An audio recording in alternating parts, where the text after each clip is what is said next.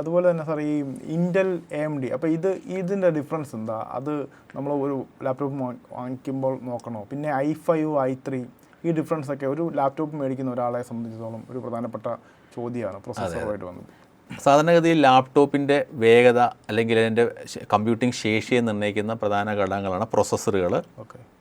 അതിൽ ഏത് ടൈപ്പ് പ്രോസസ്സറാണ് നമുക്ക് വേണ്ടതെന്നുള്ളത് നിങ്ങളുടെ വർക്ക് എന്താണെന്നുള്ളത് ഡിപ്പെൻഡ് ചെയ്തിരിക്കും. ഇപ്പോൾ ബ്രൗസിങ്, വേഡ് പ്രൊസസ്സർ ഉപയോഗിക്കുക, സിനിമ കാണുക, അത്തരം ബേസിക് ആവശ്യങ്ങൾക്ക് ഒരു 4 കോറുള്ള പ്രൊസസ്സർ മതിയാവും. 4 കോർ. 4 കോർ എന്ന് പറയുന്നത് 4 യൂണിറ്റുകളാണ് അതിനകത്തുള്ളത്. ഒരു എൻജിൻ നമുക്ക് വേണമെങ്കിൽ കമ്പയർ ചെയ്യാം. അതായത് നമുക്കിങ്ങനെ കമ്പയർ ചെയ്യാം. ഒരു കുതിരയെ കെട്ടിയ വണ്ടി, അത് ഓടുന്നതിന് 40 കിലോമീറ്റർ സ്പീഡിൽ പോകുമെങ്കിൽ 2 കുതിരയെ കെട്ടിക്കഴിഞ്ഞാൽ 80 കിലോമീറ്റർ സ്പീഡിൽ പോകും. ഇതുപോലെ തന്നെയാണ് ഈ പ്രൊസസ്സറുകളിലെ സ്പീഡിനെ നിർണ്ണയിക്കുന്ന കോറുകളുടെ എണ്ണം. കൂടുതൽ കോറുകളുടെ എണ്ണം കൂടുന്തോറും പ്രോസസ്സിംഗ് പവർ കൂടിക്കൊണ്ടിരിക്കും. സാധാരണ ആവശ്യങ്ങൾക്ക് 4 കോറ് 6 കോറുള്ള പ്രൊസസ്സറുകൾ ധാരാളം മതി.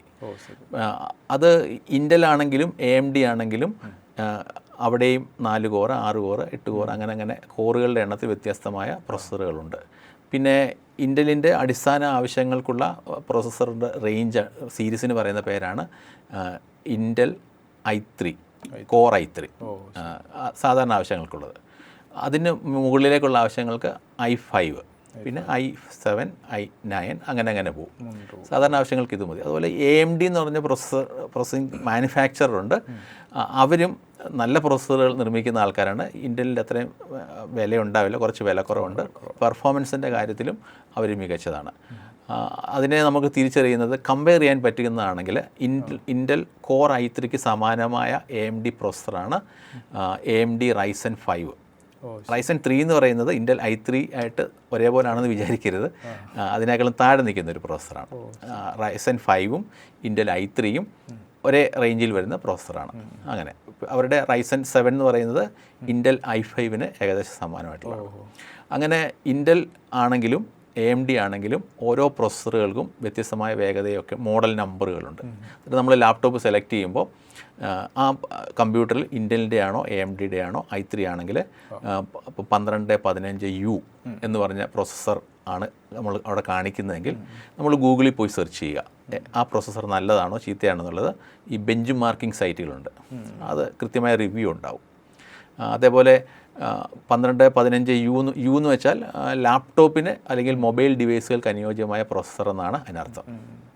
ഇനിയും ആ പ്രൊസസ്സറിന് വില കൂടുതലാണെങ്കിൽ നിങ്ങൾ വേറൊരു ലാപ്ടോപ്പ് കാണുന്നു, AMDയുടെ Ryzen 5 7530 എന്നുള്ളത്. അന്നേരം i3 അതിനേക്കാളും കുറച്ചുകൂടെ പവർ കൂടിയതാണ്.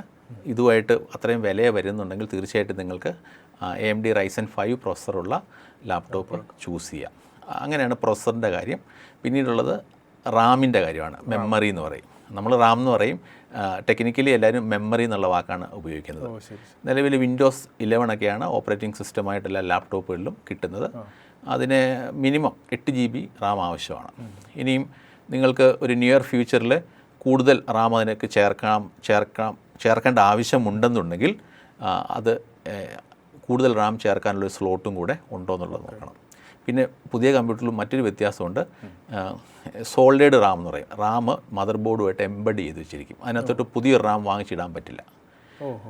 അങ്ങനെ വരുമ്പോൾ നമ്മൾ 8 GB വരെ 16 GB വാങ്ങിച്ചിട്ട് കഴിഞ്ഞാൽ നിങ്ങൾക്കൊരു 5-6 വർഷത്തേക്ക് വേറെ വാങ്ങേണ്ട കാര്യമില്ല.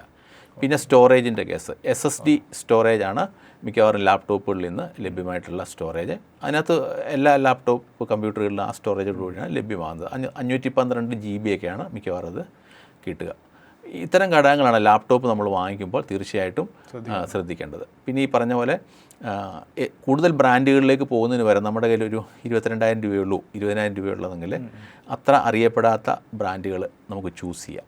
എല്ലാ ലാപ്ടോപ്പുകളും പല കമ്പോണൻറ്റുകൾ അസംബിൾ ചെയ്തിട്ടാണ് ഉണ്ടാക്കുന്നത്. അവരുടെ മദർ ബോർഡ് ചിലപ്പോൾ അസൂസ് ആയിരിക്കാം, പ്രോസസ്സർ ഇൻറ്റൽ ആയിരിക്കാം. കമ്പനി മാറുന്നതേ ഉള്ളൂ, കമ്പോണൻറ്റുകളെല്ലാം AMDയോ അങ്ങനെയൊക്കെ മാത്രമേ വരുന്നുള്ളൂ.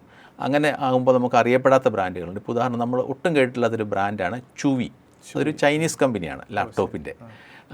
ചുവി അവർക്കൊരു 20,000 രൂപ മുതൽ 17,000 രൂപ മുതൽ ലാപ്ടോപ്പിൻ്റെ സ്റ്റാർട്ട് ചെയ്യുകയാണ്. ഇൻറ്റൽ i3യുടെ ഒരു ബേസിക് വെർഷൻ 17,000 രൂപ എടുത്ത് വാങ്ങിക്കാൻ കിട്ടും. അവരുടെ വെബ്സൈറ്റിൽ നിന്ന് കിട്ടത്തുള്ളതോ? അത് ഫ്ലിപ്കാർട്ട് വഴി കിട്ടും. അവർക്ക് ലോക്കൽ ഷോപ്പുകൾ വഴിയൊന്നും വിൽപ്പനയില്ല, ഫ്ലിപ്കാർട്ട് വഴി വയ്ക്കും. അന്നേരം അതുകൊണ്ട് തന്നെ അവർക്ക് പരസ്യം ഉണ്ടാവില്ല, മാർജിൻ വേറെ കൊടുക്കണ്ട, കുറഞ്ഞ വിലയ്ക്ക് വിൽക്കാൻ പറ്റും. അതേപോലെ തന്നെ MSI എന്ന് പറഞ്ഞ ബ്രാൻഡ് അവർക്ക് എല്ലാ ഷോപ്പുകളിലും കാണില്ല. അവർക്ക് ഇന്ത്യയിൽ ആകെ ഒരു ഓൺലൈൻ ചാനൽ വിൽക്കുന്ന ചാനൽ ഫ്ലിപ്കാർട്ടാണ്. അതുകൊണ്ട് തന്നെ അവർക്ക് പരസ്യത്തിന് വലിയ പൈസയൊന്നും ആകുന്നില്ല, കുറഞ്ഞ വിലയ്ക്ക് ലാപ്ടോപ്പ് വാങ്ങിക്കാൻ കിട്ടും. അപ്പം നിങ്ങളൊരു 35,000-36,000 രൂപ HP ലാപ്ടോപ്പ് നമ്മൾ വില കൊടുക്കണമെന്നുണ്ടെങ്കിൽ MSIയുടെ ലാപ്ടോപ്പ് ഈ സെയിൽ സമയത്ത് ഒരു 25,000-26,000 രൂപയ്ക്ക് കിട്ടും, അതേ സ്പെക്കുള്ളത്. അങ്ങനെ നമ്മൾ ഈ അറിയപ്പെടാത്ത മികച്ച ബ്രാൻഡുകൾ വാങ്ങിക്കാനുള്ള ധൈര്യം കാണിച്ചാൽ നമുക്ക് ഒരുപാട് പൈസ സേവ് ചെയ്യാൻ വേണ്ടി സാധിക്കും.